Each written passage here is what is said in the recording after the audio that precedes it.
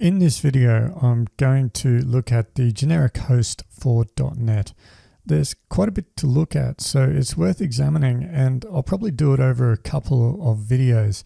It's one of those things where you don't have to use everything, but there is quite a lot to look at, as I said. So there's the NuGet package, microsoft.extensions.hosting, and you can see all of the packages that it contains: configuration, dependency injection, logging. So you don't need to individually add each of those packages. And they're all wrapped up in that microsoft.extensions.hosting package. I've got a launch settings project here, JSON file, which contains some environmental variables, including one which has got a custom prefix, and we can get going. The NuGet package gives us a class called host, which has a static create default builder, and we can call build on that to create a host object, which does implement iDisposable. We will now just call run async on that, and I'm going to do a console write line here, but that won't actually get hit, not immediately, because the run async is a blocking call. That may seem a bit weird, but you don't have to actually call that run async method. That's something that you would call if you were going to take advantage of the lifecycle aspects of the host, but we're not doing that in this particular video. We'll now configure it. So I'll call the configure host configuration method, which takes a builder action, and I'll add an environmental variable, the one with the custom prefix that I created. And then we'll go on to configure our dependency injection container. And that takes the builder and a service collection. And I can check if it's the development environment using that isDevelopment method. And I'm going to do something interesting here and get a content root out of the configuration system. And I'll explain a bit later why that's available to us. So let's write some of these variables out to trace so that we can examine them while we're debugging. Firstly, I'll do the content root, and now I'll do a couple of the other variables which I had, which are environmental variables, and we'll run it. And if we look at the output window, you can see the two environmental variables and the content root which I wrote out, and that's the directory in which the executable for the application is situated. Now, it's still running, so if I actually stop the console application now, you'll see the two console write line statements happen, and that's because they are after the blocking call, and so the application's been able to move past that blocking call and write them out to console. So let's take a look at this content root and why it's available to us in the configuration system. So this is not going to be a video about the configuration builder and how you go about adding configuration stuff to a .NET application. But I do need to touch on it a bit because it does get touched on in this create default builder method, which hangs off that host class. We go to the Microsoft documentation and we have the default builder settings, and that method adds these things. And you can see the first bullet point there is the content root, which basically calls get current directory. And that's why I said it was the directory in which the executing assembly is located. And it also gives us a lot of other goodness, like adding the JSON files. So if you add those two application settings JSON files, then the stuff that's in them will be added to the configuration, and I'll demonstrate that a bit later. Also, environmental variables with .NET underscore, that's automatically there. The demo app underscore I had to manually add using that line of code you saw a minute ago. But if it was .NET underscore ASP.NET underscore, that method adds it. And a few other things like some logging providers. But let's get back to the demonstration and we'll look at adding an app settings file. So I'll initially add an app settings.json, and I'll make that copy if newer. Now I'm going to copy that and we'll create a development version. And once we've done that, I'm just going to change the project file a little bit to make the nesting of that JSON correct. And that's the kind of nesting we need in our console application. Okay, so I've added some some JSON there for both of those files, and now let's use the configuration system to get the values out of those. And we don't need to add a NuGet package for the JSON files. That's all part of the hosting. It's one of the packages that was a child. And let's run this and we'll write that out. And as you can see here, that is the message from the development version of the app settings JSON file, which is what we want because it's the development environment that we're running.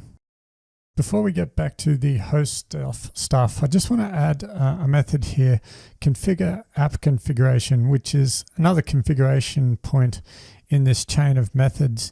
And it takes an iHost builder context and iConfiguration builder, and we can do some more configuration in here. Now this is more geared towards the app, whereas the other one, the host configuration, is more geared towards configuring the host itself. And in a console application, it's a pretty subtle difference. So I'm just going to add an in-memory variable here, calling it city, and I'll duplicate, well rather I'll add another one called units, and this is going to be something which I'll sort of use in a further demonstration a bit later. We'll now turn to that host and scope stuff that I've been mentioning throughout, and first I'm going to get rid of the stuff in that services, configure services method, and I'll also get rid of the configure host configuration. That was all just example code. And so the next thing I'm going to do is copy a few folders into the solution.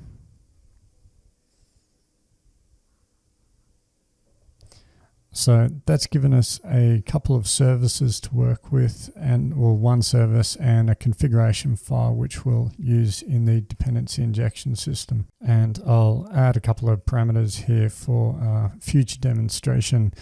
So now I'm going to add a singleton for the config file. And I'll add a scoped service for the service, and I'll be demonstrating the distinction between the two a bit later. Next up, let's tell the DI container how to construct an app config object, and I'm passing in the variables that we're pulling out of the configuration system for city and units. Technically, I should be injecting them into the app config, but setting them as properties will do for now because we're not using an abstraction. And actually what I'll do is I'll inject the app config into the weather service rather than having those two variables there on the actual method itself. So a bit of a change there. I didn't think that through. And let's get rid of that await statement because what we're going to do is create a scope using the host, and then we'll we'll retrieve the relevant services using the service collection, which will hang off the scope. And that way we've removed that non-blocking call, so we're not using any of the lifetime features of the host in this example. That'll be for another video, and we're just using the dependency injection. And there you can clearly see that we've written out to trace the value that we got back from the getWeatherAsync method. So let's get to demonstrating how the scoped service is actually scoped to a scope. I'll add a cross-cutting concern to this weather service, a logger, and we'll use that to log something out to the console. So every time an object of the weather service is instantiated, that'll get logged out.